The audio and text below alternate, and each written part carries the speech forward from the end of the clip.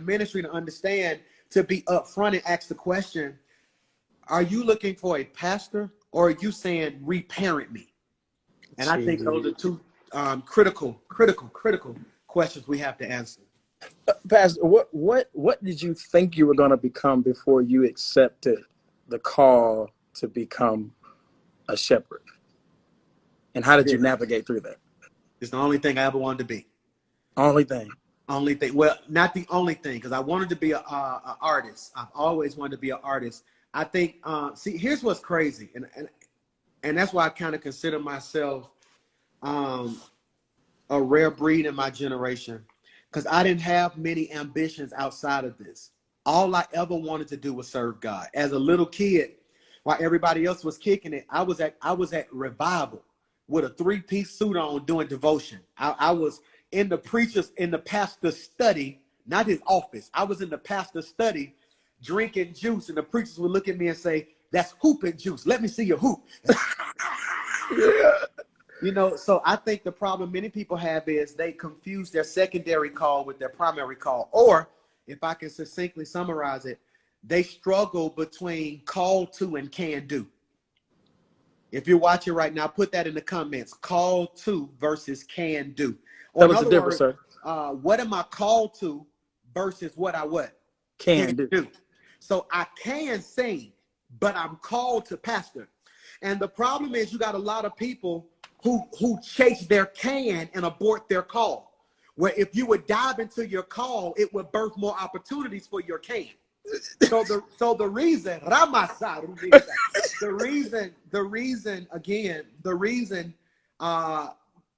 my distribution deal musically through we got with E1, they were blown away at my opening numbers for big. They're like, hold on, who is this?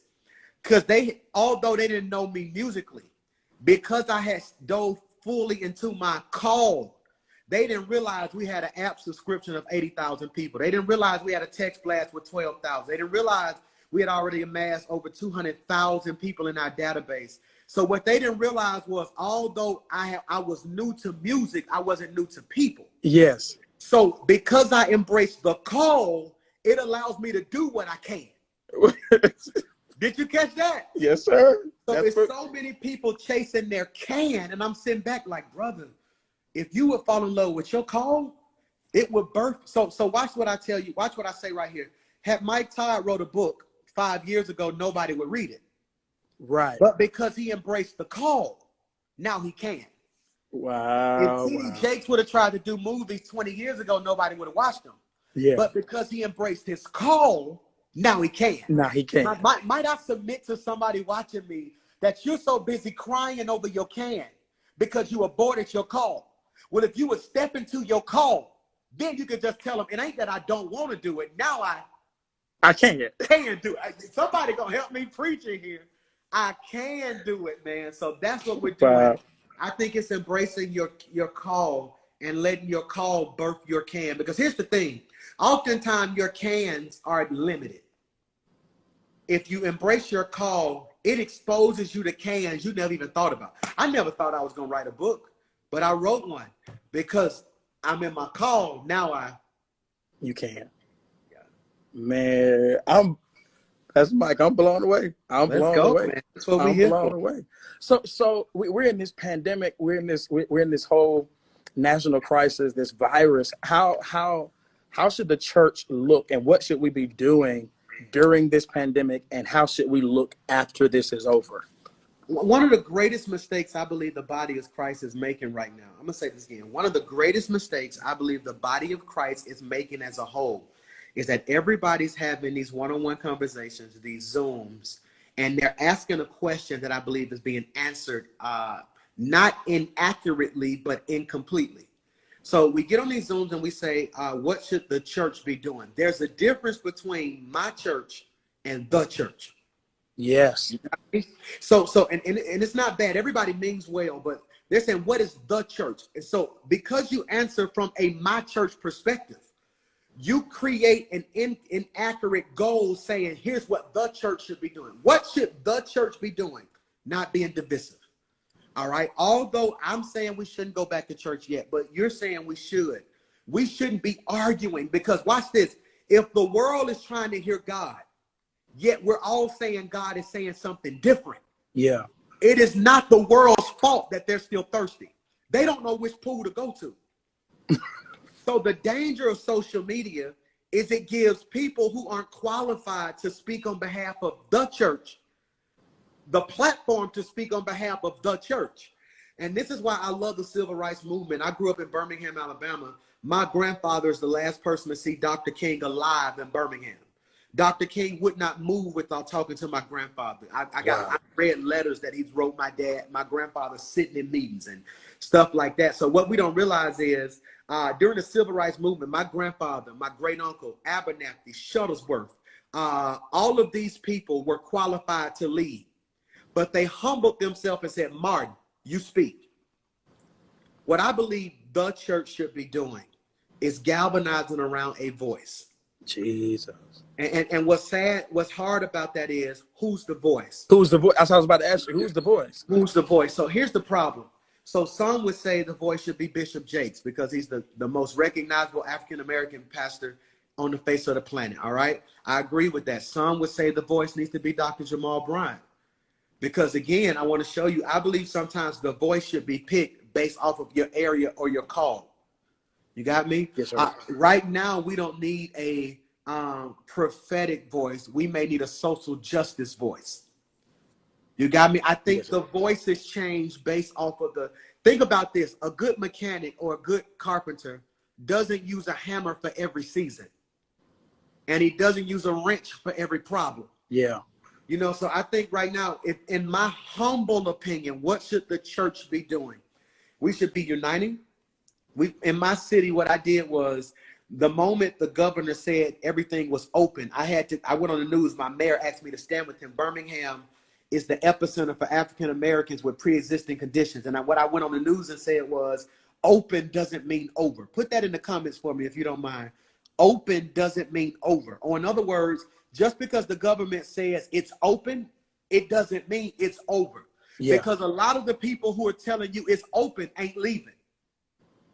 So what happens is, instead of coming on television telling every pastor in my city, if you come out, you haven't heard from God, we went and purchased 2,000 or 3,000 masks, cleaning supplies, and came up with a quick notice of, hey, every pastor who's going back this week, let us give you masks, and here's some things you can do. And they came by church, and we sat with them, we talked, we gave them the supplies, because the last thing we need right now is to be arguing. I heard a wise man say, if you're arguing with a fool from a distance, people who pass by can't tell who's the fool. You know, so I think what the church should be doing is being united and speaking. I think right now, if we don't lend our voice to what's happening in Minnesota, the church will forever be lost. Because keep in mind, the Black Lives Matters movement is the first social justice movement to be birthed outside of the church. Yes, sir. We got to take our place back. So Pastor, what's your thoughts on this murder? What's your pastoral and personal thoughts concerning George Floyd and how he died? I think it's cold-blooded murder. My father, I'm in a unique place where my father, when I was seven, they did a story on my dad in the Birmingham newspaper. I never forget it. I was a little kid. They told us to go in the room. I came out the room and I looked in the living room. My dad was taking a picture with my mom, and the headline said, "Patrolling the pulpit all in a day's work." My father was a Bessemer police officer and a pastor. All right, so I often joke, what intel didn't tell him, discernment did. That's why I couldn't get away with nothing. But the thing that's so critical about that, Gabe, is he's taught me over the years, Michael, here's what I'm trained to do. And train everything we saw in that video went against training. Yeah. That was murder. And I believe now is the time for us to call it to the carpet. Racism isn't new, it's just being filmed. Sure. And Dr. King said, and I quote, riot is the voice of the unheard. You know, so what we have to understand is what we're seeing take place in Minnesota is a body of people who are tired. A body of people who are tired. And tonight when I hang up with you, I have to have the talk with my boys. I'm gonna sit down with them in this room. I'm gonna show them the video and we're gonna talk. And we went to Subway today. My wife wanted Subway. We get in there. I'm on my phone. Said, "Put your phone up." We almost got the fussing in Subway. Put your phone up. I'm like, "What's?" She said, "Look, I need you to be more aware when you're in public." And I'm saying, she says, "You got this beard. You got this backwards hat. Like, we don't know how they see you." And in my heart, man, we shouldn't be fighting corona and corruption, police and a pandemic. But such is life to be Black in America. Yeah. And what we, and I don't want to get upset because I'm trying my best to stay intellectual and calm, because any emotion from a Black man is anger. Yeah. And the moment they see anger, they turn you off. Yes, sir. So for me, man, my heart goes out to him, because again, I can't breathe again. Yeah. Yeah. Yes, sir. Yes, sir. How can the church? What do you say to every church member, every pastor on this live? How can we get involved? Because I think a lot of times we do a lot of preaching from the pulpit, but how can pastors and churches get involved with racism in our community? How can we get involved with the stopping of racism? Okay, here's my opinion. The battle has to be fought on different fronts. Okay, so what has to happen is, in my city, we have activists in my city who, in my opinion, sometimes go too far. We don't agree a lot of times. I have some Muslim brothers and my sister in my city. We don't always see eye to eye. But when they needed a place to meet to put their ideas together, I gave them my office. Some of them called me today and said, "Pastor, we finna go to Minnesota, but we don't have a van." I said, "How much is the van?" They told me how much. I said, "I'll split the cost with you." The Holy Spirit made me realize 2 years ago, you have to come to the table before there's something on the table. So a lot of times when I say it has to be fought on two fronts, I believe the activists have an assignment and the pastors have an assignment. Yes. Do you catch what I just said? Yes, sir. So what I realized is, and when the activists in my city start acting a fool, that's what they're supposed to be doing. Because if they don't do that, the powers that be don't call me and say, "Pastor Mike, can we talk?" Wow. Did you catch that? Yes, sir. When King was in Selma and they wouldn't listen, and he was in jail, Malcolm showed up. And he said to them, "Because I'm here, they're going to run to you." So what we have to understand is all of us have an assignment and a role. So I don't condemn the activists in my city. I stand with them. Now, there are certain instances where I look at them and say, "Man, y'all finna get me killed for being here with y'all." Yeah. But I understand I need that in order to get my assignment done. So I believe the activists should call the powers to be to the carpet. Now, here's where it gets tricky. And I believe Black pastors should call white pastors to the carpet. Because silence is consent. So for me, and here's the danger. Here's the danger. Don't employ our best singers. Don't market to our community if you're not going to stand with our community. And I believe it's incumbent. I think the battle should be fought on three phases. Activists should call politicians to the carpet. Pastors should call other pastors of other ethnicities to the carpet. Yes, sir. And people should call both of them to the carpet. Yes, sir. So people should say, "You can't get my vote until," watch this, "and you won't get me back in your church until." Yes, sir. And that's how we should fight it. Yes. That's my opinion. Pastor Mike, last question, and I want you to pray for us before we go, sir. In your opinion, do you think that the church is doing a good job with impacting culture? Are we doing a good job? We're killing it. We're killing it. I don't listen to what some people say. You know, the problem is, I never forget when I dropped big. I was so worried about what people were gonna say. All right. And the first 10 people I let hear was like, "Oh, it's straight. It's cool." I was like, dang. All right. It goes #1. All right. 10 weeks in a row. Over 1 million views on the music video. And I called my partner. I was like, "Hey, man, I never forget we got to 20,000 views. I had like 800 thumbs down." So I'm going through the comments trying to figure out what didn't they like about it. My partner called me and said, "Go look and Put a Ring on It by Beyonce." I said, well, he said 100 million views. How many thumbs down? I said, how they don't like that? He said, Mike, whatever you do, there are going to be people who critique it. Yes, sir. So for me, I believe the church is doing a phenomenal job impacting the culture. This weekend, Kirk Franklin and Fred Hammond are doing a healing verses. Yes, sir. That's impacting the culture. Yes, sir. When we see the things that's happening right now. So I think what we got to realize is impacting the culture and changing the culture are two totally different things. What's the difference, Pastor? Okay, so for me, it's not my job to change the culture. It's to impact the culture. So how I view it is, if the culture is a freeway, I'm not trying to tear the freeway up because I'm not powerful enough to do that. The devil is the prince of the air. The culture will always have more influence and money than the church. Yes, sir. All right. It's my job to put an exit on it. So in essence, so I'm not trying to tear it up. Here's what I do. If I can just get on that freeway, put an exit right here that says, hey, faith this way. Everybody may not get off the exit. But somebody on the path to destruction may say, get off on exit 5. Yes, sir. And if they get off on exit 5, I tell them their life will never be the same. So what's happening right now, and if you're watching right now, pull your phone out, text singles ministry to 28950. Singles ministry to 28950. I got a project I'm going to drop that may get me in trouble. Because when you hear it, it's going to sound like something Bryson Tiller or Tory Lanez did. Kill it. Kill it, Pastor. And it's an album I'm going to drop entitled Singles Ministry. You know, so on one of the songs, it starts, this my love letter to my ex. Yeah. This my love letter to my ex. Yeah. You know, you put my patience through a test. Yeah. Now I got to pray and see what's next. Yeah. You missed out on a real one. Take a picture because you never seeing me again. I'm on the better things. You're going to see I was the one. Yeah. That got away. Because we got all these singles who are struggling with their single season, but the church can't speak to it.